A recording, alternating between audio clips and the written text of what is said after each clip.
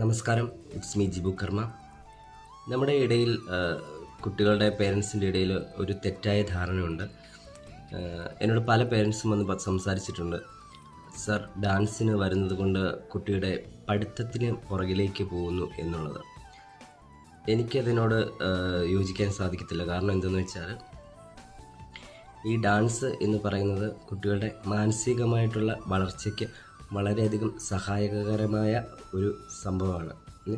അപ്പോൾ ഒരിക്കലും പഠിത്തത്തെ ബാധിക്കുന്നത് ഡാൻസ് പഠിച്ചത് കൊണ്ടല്ല, അത് അവർ പഠിക്കാത്തത് കൊണ്ട് തന്നെയാണ്. കാരണം കുട്ടികൾ മൊബൈലിൽ നോക്കിയിരിക്കുന്നു, ആ സംഭവമൊക്കെ ഓക്കെയാണ്, അത് നിങ്ങൾ നിയന്ത്രിക്കുക. അല്ലാതെ ഡാൻസ് പഠിച്ചത് കൊണ്ട് ഒരു കുട്ടി പഠിത്തത്തിന് പുറകോട്ട് പോവുക എന്ന് പറയുന്നതിനോട് എനിക്ക് യോജിപ്പില്ല.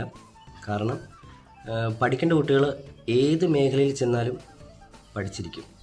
ഡാൻസ് പഠിച്ചത് കൊണ്ടാണ് ഒരു കുട്ടി പഠിക്കാത്തത് എന്ന് പറയുന്നതിനോട് എനിക്ക് യോജിക്കാൻ പറ്റത്തില്ല. കാരണം ആഴ്ചയിൽ ഒരു ദിവസം എന്തോ ഡാൻസ് ക്ലാസ് നമ്മൾ വെക്കാറുള്ളൂ. അപ്പം അത് പഠിത്തത്തെ മൊത്തമായി ബാധിക്കുന്നു എന്ന് പറയുന്നതിനോട് എനിക്ക് യോജിപ്പില്ല. നിങ്ങളുടെ അഭിപ്രായം എന്താ?